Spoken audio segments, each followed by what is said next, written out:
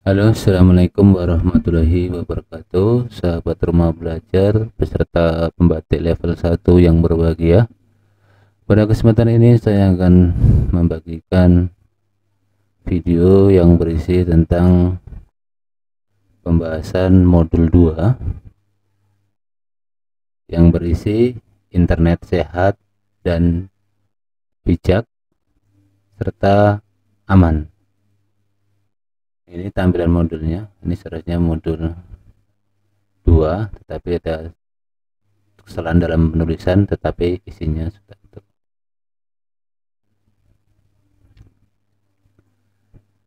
Pada pembelajaran satu ini kita akan belajar tentang etika berinternet, submateri Undang-Undang Informasi dan Transaksi Elektronik UU ITE, bijak dalam berbagi, dan yang ketiga adalah intimidasi dunia maya atau cyberbullying.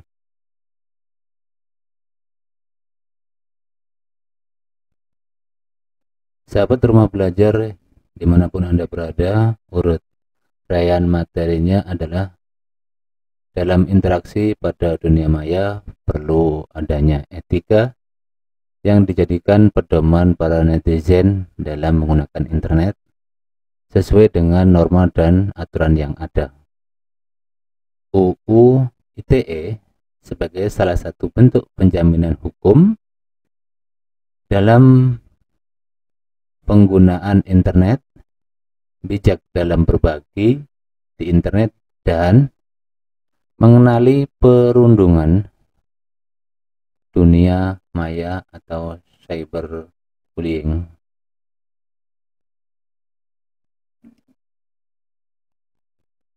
Undang-Undang Informasi Transaksi Elektronik UU ITE, yaitu Undang-Undang Informasi dan Transaksi Elektronik, adalah undang-undang yang mengatur perlindungan atau penjaminan hukum atas aktivitas yang memanfaatkan internet. Undang-Undang Nomor 11 Tahun 2008 tentang Informasi dan Transaksi Elektronik dilakukan revisi Undang-Undang pada Nomor 19 Tahun 2016, di mana terdapat 4 perubahan dalam UU ITE yang baru. Itu yang pertama adalah penambahan pasal hak untuk dilupakan, yakni pasal 26. Pasal itu menjelaskan seseorang boleh mengajukan penghapusan berita terkait dirinya pada masa lalu yang sudah selesai namun diangkat kembali. Yang kedua, durasi hukuman penjara terkait pencemaran nama baik, penghinaan, dan sebagainya dikurangi menjadi di bawah 5 tahun. Yang ketiga, tafsir atas pasal 5 terkait dokumen elektronik sebagai bukti hukum yang sah di pengadilan. 4. Penambahan ayat baru dalam pasal 40. Pada ayat tersebut pemerintah berhak menghapus dokumen elektronik yang terbukti menyebarkan informasi yang melanggar undang-undang. Contohnya pornografi, sara, terorisme, pencemaran nama baik, dan lainnya. Hal-hal yang menjadi pentingnya etika dalam penggunaan internet antara lain: pengguna internet berasal dari berbagai negara yang memiliki budaya, bahasa, dan adat istiadat yang berbeda-beda. Yang kedua, penggunaan internet merupakan orang yang hidupnya dalam animus yang tidak mengharuskan pernyataan identitas asli dalam berinteraksi, sehingga tidak menutup kemungkinan orang dapat menggunakan identitas palsu untuk kepentingan tertentu. Yang ketiga, bermacam fasilitas di internet memungkinkan seseorang untuk bertindak etis dan tidak etis. Penggunaan internet akan selalu bertambah setiap saat yang memungkinkan masuknya penghuni baru. Untuk itu, mereka perlu diberi petunjuk agar memahami budaya internet. Selanjutnya adalah bijak dalam berbagi. Sahabat Rumah Belajar, tahukah sahabat-sahabat, setiap kegiatan yang sahabat lakukan di dunia maya itu akan terekam atau dikenal dengan jejak digital. Representasi positif di dunia nyata adalah hal yang penting dengan representasi positif di dunia maya. Semua hal tentang kita yang diposting di internet belum tentu bisa dengan mudah kita hapus. Itulah pentingnya kita menjaga privasi postingan dan bagikanlah hal yang memang pantas kita bagikan. Yang perlu saya garis bawahi adalah berpikirlah sebelum memposting. Itu adalah salah satu cara menghormati privasi diri sendiri dan juga orang lain.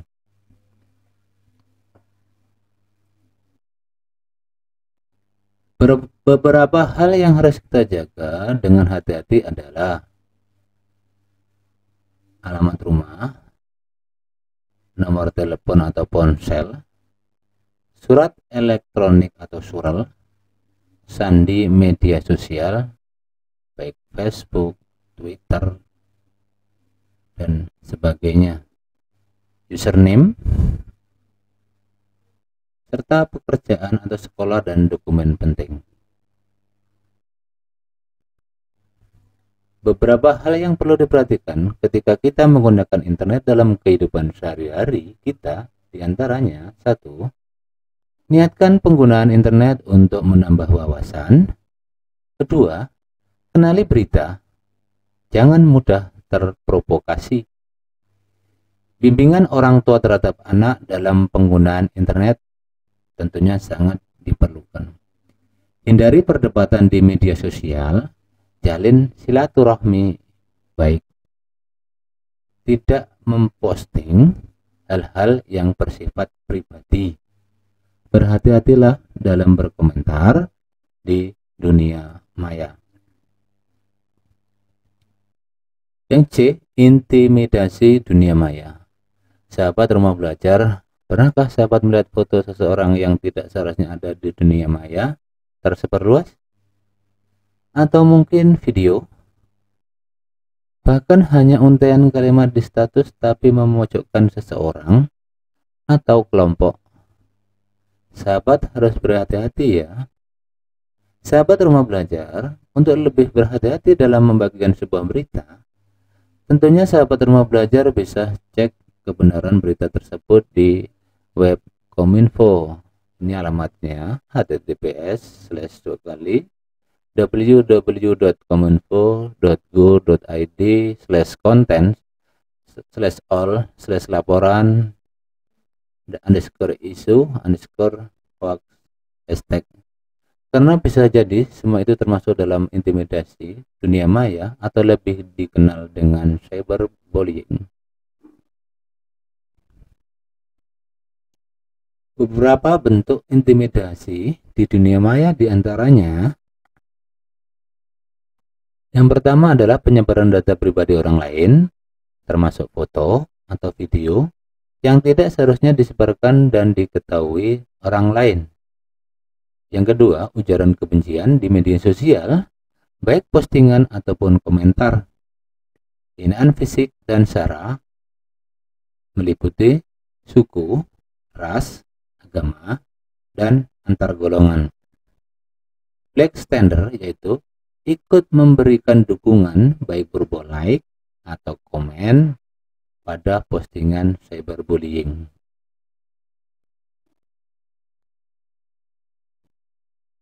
Dampak intimidasi dunia maya ini sangat berbahaya karena bisa menyebabkan orang yang mengalami depresi, trauma berkepanjangan,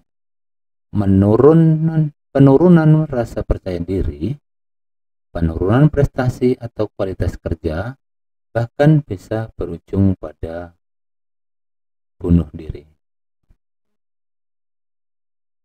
Lalu apa upaya pencegahan intimidasi dunia maya?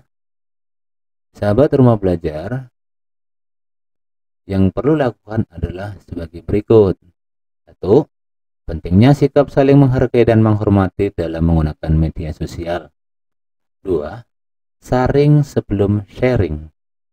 Cermati setiap postingan yang akan kita bagikan. Yang ketiga, berbagi kebaikan di dunia maya mulai dari membiasakan mengirim pesan-pesan positif. Keempat, pentingnya edukasi terhadap anak tentang etika dalam penggunaan internet, media sosial.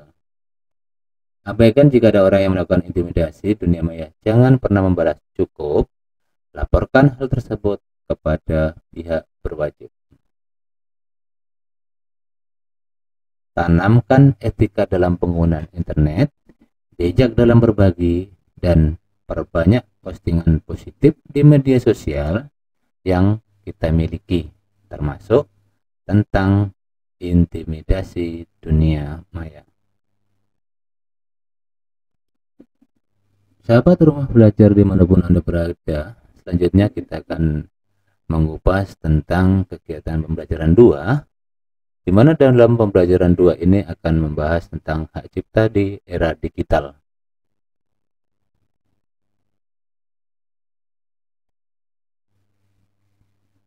Seringkali saat kita membuat suatu karya, baik berupa grafik atau tulisan, kita memulainya dengan mencari referensi untuk sekedar menginspirasi pembuat karya tersebut. Terkadang, kita juga secara tidak sadar mengambil kutipan atau visual yang ada di internet yang begitu mudahnya kita dapatkan. Namun, kita perlu berhati-hati karena walaupun sering kali tidak tercantum secara eksplisit terkait aturan-aturan dalam penyematan sumber dari referensi dari suatu karya, setiap objek hasil kekayaan intelektual suatu individu dilindungi oleh undang-undang yang berlaku. Agar kita tidak terjebak resiko tuntutan di masa yang akan datang, maka mari kita simak bersama-sama sebenarnya apa itu hak cipta atau hak kekayaan intelektual dan bagaimana perkembangan di era digital. Apa itu hak cipta? Pasal 1 Angka 1 Undang-Undang Nomor 28 Tahun 2014 tentang hak cipta, yaitu hak eksklusif pencipta yang timbul secara otomatis berdasarkan prinsip deklarasi setelah suatu ciptaan diwujudkan dalam bentuk nyata tanpa mengurangi pembatasan sesuai dengan ketentuan peraturan perundang-undangan. Sedangkan menurut Dirjen HKTI,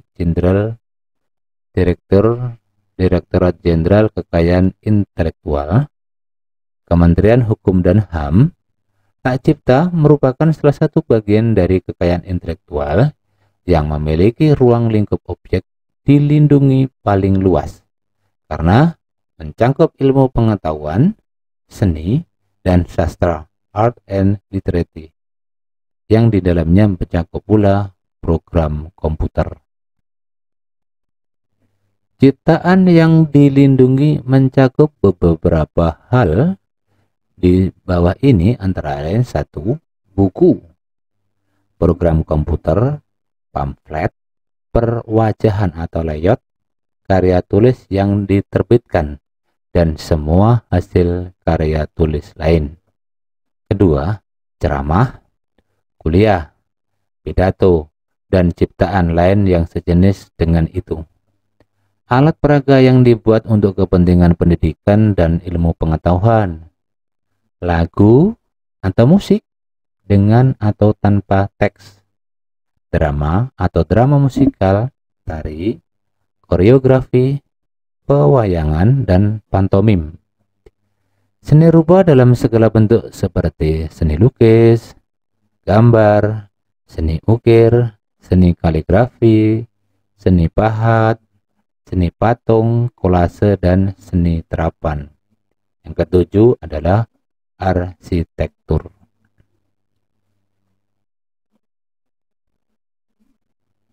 Yang kedelapan adalah peta, 9 seni batik, 10 fotografi, 11 terjemahan, tafsir, sanduran, bunga rampai, dan karya lain dari hasil pengalih wujudan. Pengajuan atas pencatatan hak cipta dapat dilakukan dengan menyerahkan beberapa persyaratan pengajuan kepada Dirjen HKI. Pemerintah juga telah mempermudah masyarakat untuk mendaftarkan ataupun melakukan aduan terkait pelanggaran hak cipta karya mereka.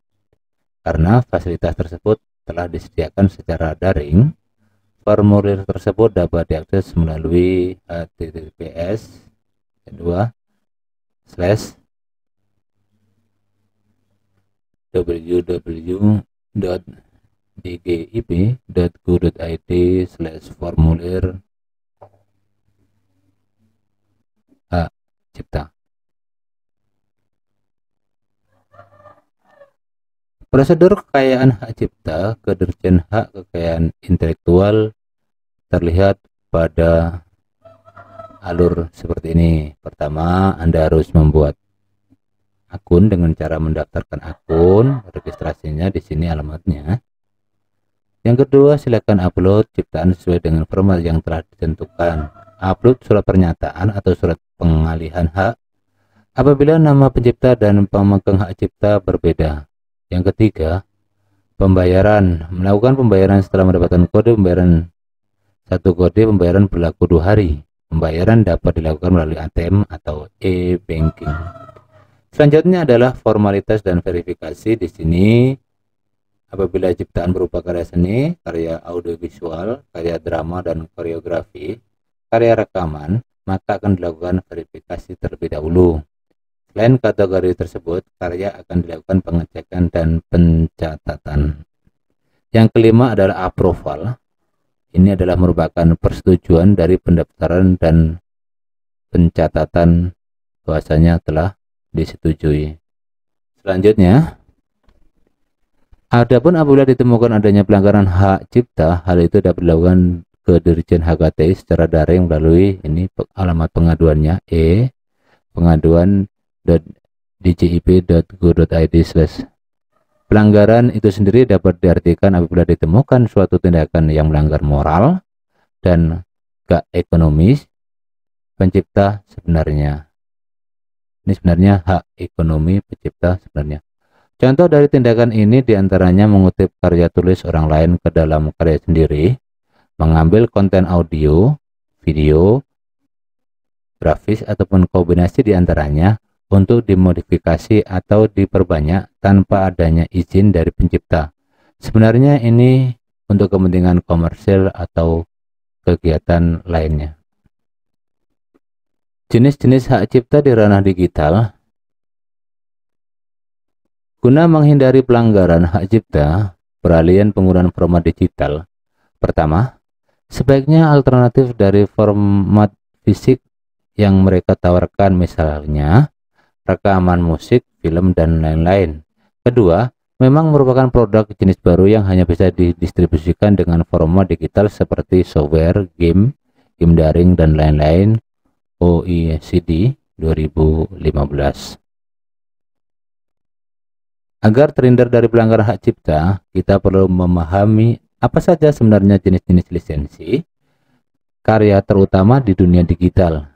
Karena walaupun konten-konten di internet dapat diambil dengan mudahnya, itu tidak berarti kita dapat menggunakan sebebas mungkin. Berikut 3 jenis hak cipta karya copyright di dunia digital yang perlu diperhatikan. Yang pertama adalah traditional copyright, adalah hak cipta yang memunculkan satu karya atau konten dibuat dan atau dipublikasikan pemilik hak cipta memang penuh karyanya. Sehingga Karya atau konten tersebut tidak dapat digunakan, diperbanyak, atau bahkan dipublikasikan tanpa izin dari pemiliknya. Yang kedua adalah Creative Commons. Ini biasanya dicantumkan dengan ikon CC. Merupakan lisensi karya cipta yang umumnya di dunia digital. Perlu diketahui bahwa lisensi CC tidak menggantikan hak cipta. Lisensi CC bekerja bersama dengan hak cipta, sehingga memungkinkan pemilik hak cipta untuk mengubah syarat yang paling sesuai dengan apa yang dibutuhkan.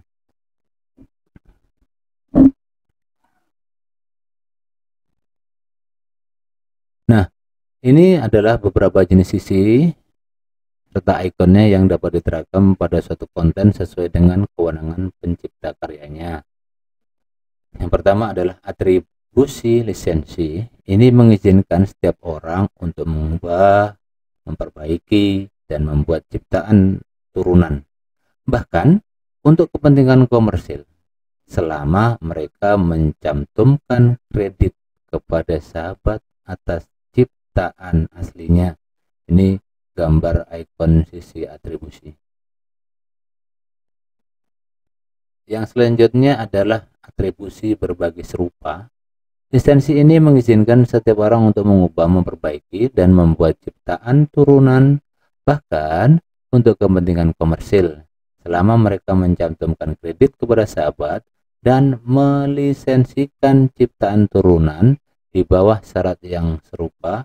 Lisensi ini sering disamakan dengan lisensi copyleft pada perangkat lunak, bebas, dan terbuka. Berikut ini adalah gambar ikon sisi atribusi berbagi serupa. Selanjutnya adalah atribusi tanpa turunan.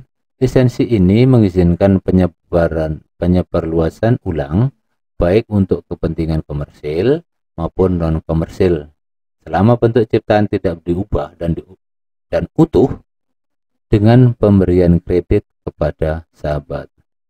Ini contohnya ikon sisi atribusi tanpa turunan. Selanjutnya adalah atribusi non-komersil. Lisensi ini mengizinkan setiap orang untuk mengubah, memperbaiki, dan membuat ciptaan turunan, bukan untuk kepentingan komersil, dan walaupun mereka harus mencantumkan kredit kepada sahabat dan tidak dapat memperoleh keuntungan komersil.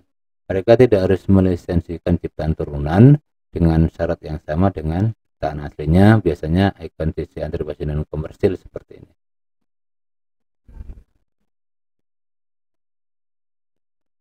Selanjutnya adalah atribusi non komersil berbagi serupa. Lisensi ini mengizinkan setiap orang untuk mengubah, memperbaiki, dan membuat ciptaan turunan, bukan untuk kepentingan komersil, selama mereka menciptakan kredit kepada sahabat dan melisensikan ciptaan turunan dengan syarat yang serupa dengan ciptaan aslinya. Ini gambarnya adalah terdapat 3 sisi. Ada ikon sisi atribusi non komersil berbagi serupa. Sahabat Duta Rumah Belajar dimanapun Anda berada, atribusi komersil tanpa turunan. Lisensi ini adalah lisensi yang paling ketat dari 6 lisensi utama. Hanya mengizinkan orang lain untuk mengunduh ciptaan sahabat dan membagikan dengan orang lain, selama mereka mencantumkan kredit kepada sahabat, tetapi mereka tidak dapat mengubah dengan cara apapun atau menggunakan untuk kepentingan komersil. Nah, ini adalah contoh atribusi non komersil tanpa turunan. Yang ketiga adalah public domain. Public domain merupakan copyright yang paling terbuka dan fleksibel dan merupakan karya yang berada di bawah lisensi public domain. Jika menemukan suatu konten dan karya dengan lisensi ini, itu berarti sang pemilik karya menyerahkan kontennya untuk domain publik, sehingga siapapun dapat menggunakan ulang, menyalin, mendistribusi, memodifikasi secara bebas tanpa adanya batasan, termasuk untuk kepentingan komersil. Yang C. Menghindari pelanggaran hak cipta. Beberapa hal yang dapat sahabat perhatikan untuk menghindari tindakan pelanggaran hak cipta atau plagiarisme. Yang pertama, memahami jenis-jenis hak cipta atau copyright. Yang kedua, mengetahui jenis hak cipta yang diaplikasikan pada suatu konten. Yang ketiga, untuk pengutipan pada karya tulis, gunakan tanda petik, catatan kaki atau paraphrasing. Pada saat penulisan suatu karya tulis baik ilmiah maupun non-ilmiah, biasakan untuk menggunakan tanda petik quotation mark pada kutipan yang bersifat langsung. Yang keempat, perhatikan bagian term of use, term and condition pada suatu website yang menyediakan konten free to use, bebas digunakan. Sahabat Rumah Belajar dimanapun Anda berada, selanjutnya kita akan mempelajari tentang pembelajaran 3. Di pembelajaran 3 ini kita akan membahas tentang keamanan berinternet.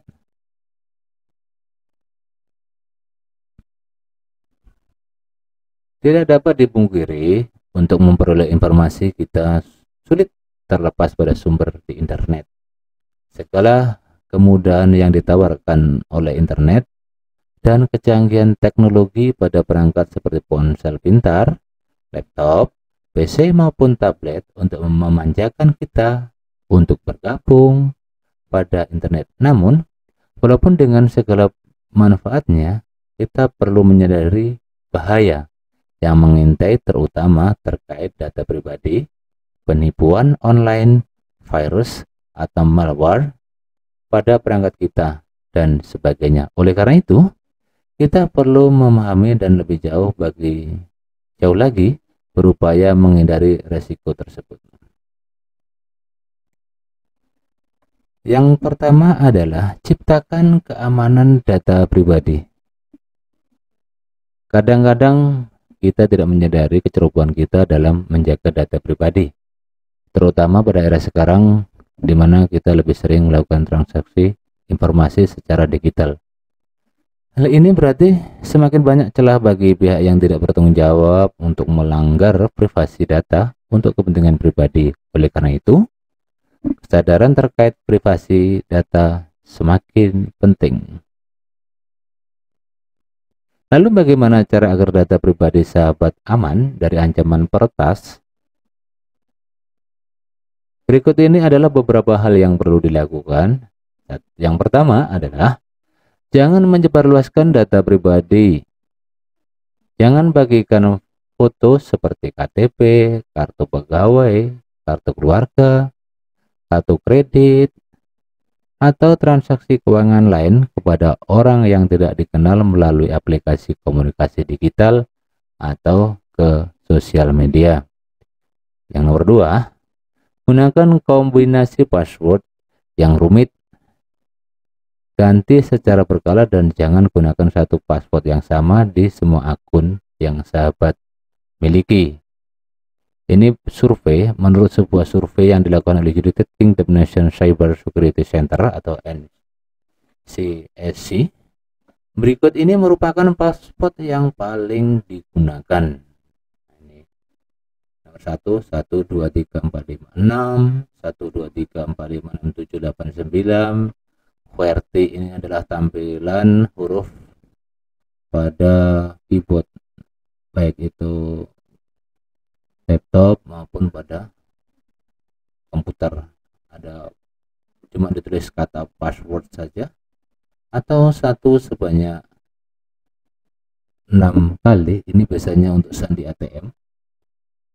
1, 2, 3, 4, 5, 6, 7, 8.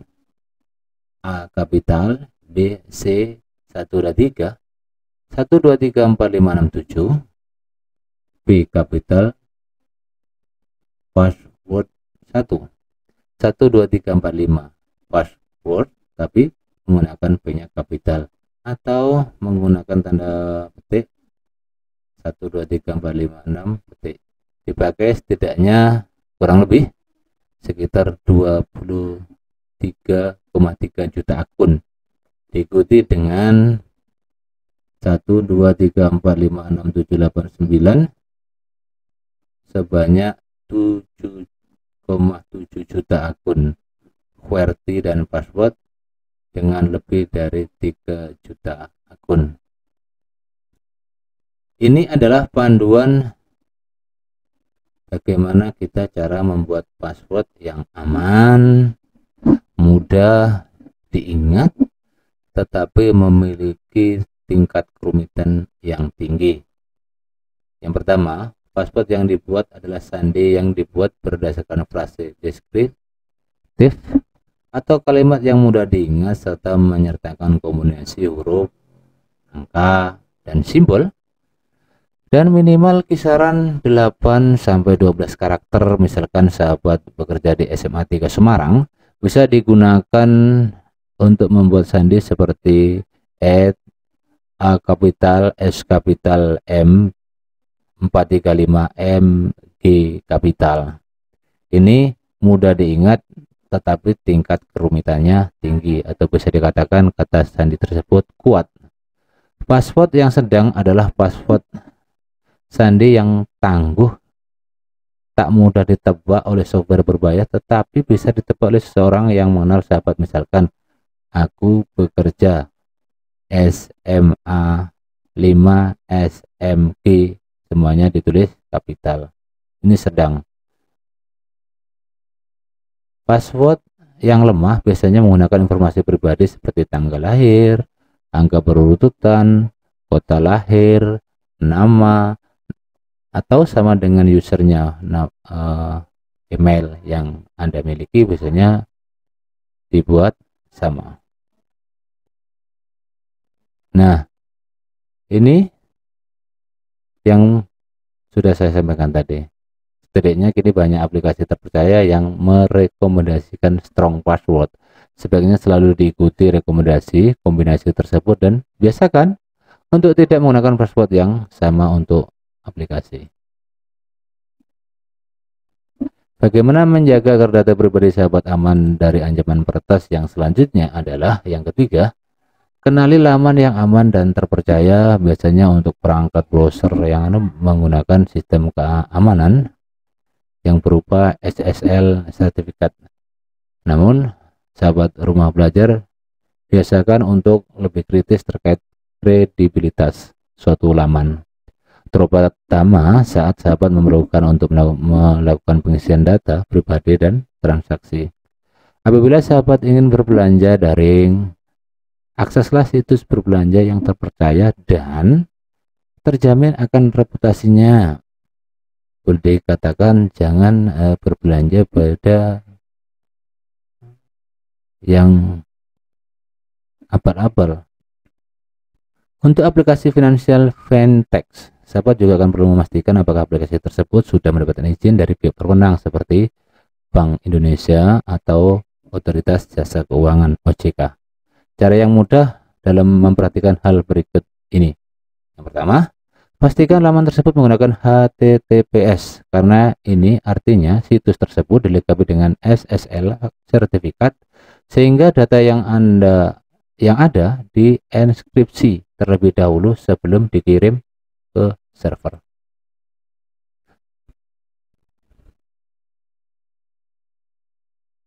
Sahabat rumah belajar dimanapun Anda berada, perhatikan kebijakan privasi yang ada di laman, karena laman yang terpercaya biasanya menghormati privasi konsumennya dan tunduk dengan aturan yang berlaku. Hati-hati dalam menggunakan WiFi gratis. Yang B adalah hati-hati terhadap tindakan penipuan melalui phishing. Phishing adalah salah satu cara tindakan penipuan dengan mencuri data pribadi secara ilegal demi kepentingan yang merugikan pemilik data tersebut.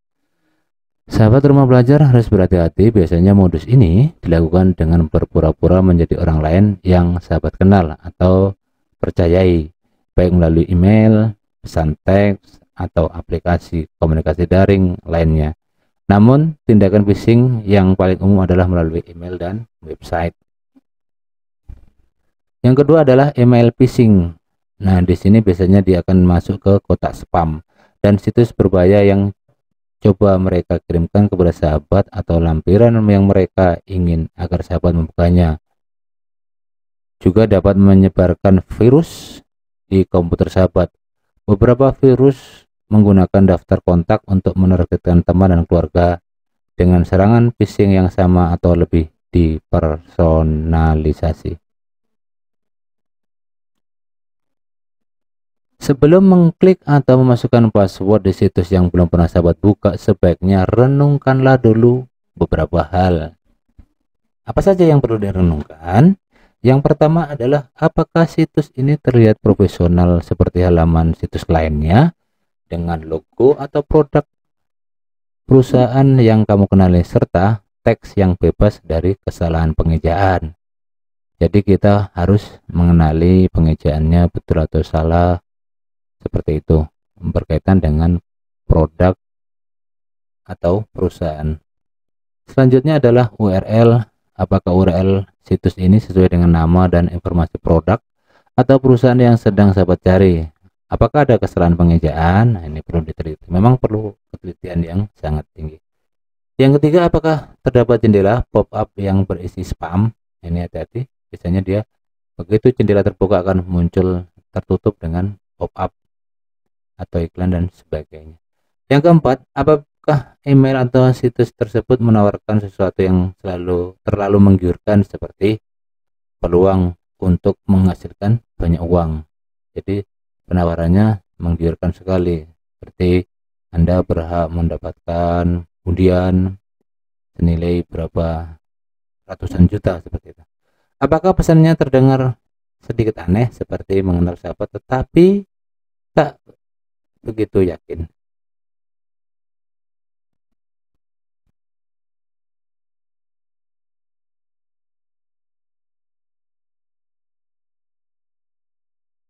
Nah, sobat rumah belajar dimanapun Anda berada, berikut ini adalah contoh phishing. Laman ini terlihat mirip dengan laman login Amazon. Namun apabila dicermati, laman ini menampilkan tautan yang menipu. Kalau kita perhatikan ada spoof feed website URL. Perhatikan di sini. Di sini terdapat di kata Amazon ini ada double N.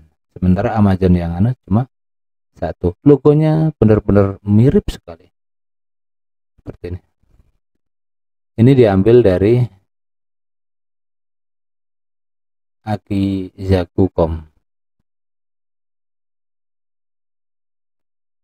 Contoh yang kedua, seseorang mendapatkan email seperti pada gambar. Sekilas email tersebut meyakinkan, namun setelah diteliti email ini palsu. Seharusnya bankmandiri.co.id, namun email tersebut ini dikirim dari Bank Mandiri LRI. Hanya ada penambahan kata L di sini. Jadi di sini kita memang harus hati-hati. Di sini ada penambahan satu karakter berupa huruf L. Nah, seperti ini. Coba perhatikan baik-baik pada kotak ini. PT Bank Mandiri, CS, Bank Mandi. Nah, ada L-nya di sini. ri.co.id. Ini termasuk dalam email palsu. Jadi di sini ada pengirimnya.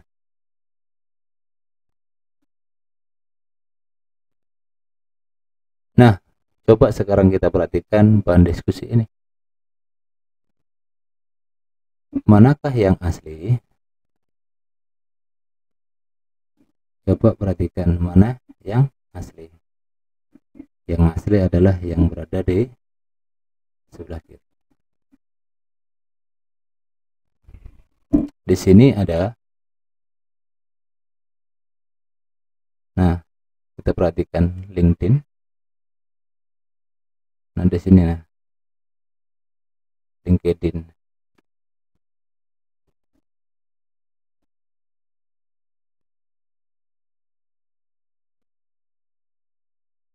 Rangkuman dari kegiatan pembelajaran 3 ini adalah sebagai berikut, bahwa Walaupun internet menyediakan berbagai kemudahan dalam mengakses informasi, perlu disadari oleh sahabat rumah belajar akan bahaya yang mengancam.